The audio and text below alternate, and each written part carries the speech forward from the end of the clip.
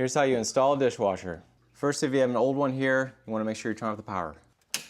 Then double check with the tester to make sure the power's off. Then make sure your supply line from the dishwasher is turned off and you can disconnect it. The old dishwasher was hardwired, but I'm going to add a 20 amp outlet to make it easier. Make sure you install your outlet the right way with the ground up and then test it. If that doesn't go off when you test it and press this button, it's not good. Get a new outlet. Here are the materials you need to install your dishwasher. The clips that come with the dishwasher, these are going to go into the side to anchor it to the cabinet. You'll need a power cord adapter if you're going to add a plug. You'll need your water supply line with the hookup that goes into the dishwasher. Last thing you need is your water discharge pipe. This one comes with it. If it's not long enough, you'll have to get a different one. First thing we're going to do is dry fit the dishwasher into the cabinet. This is a standard opening, but you might have to adjust how tall your dishwasher is. So there are little feet on the bottom. You unscrew them to make them taller. So we've pushed it in and we have a gap here. So we need to unscrew the feet so it's taller.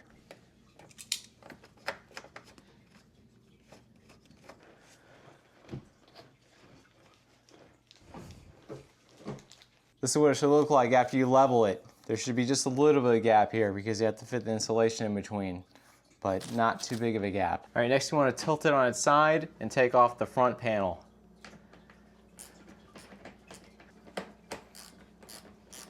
You'll put this on at the very end again.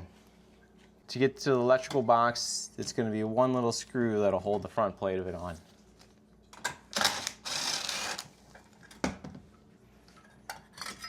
If your cord comes with a connector like this that goes into the electrical box, it's garbage. I highly recommend getting an actual clamp that securely fastens it into the box because this isn't cutting it. All right, so you got your hole. You feed your line through the hole and then fasten it to the box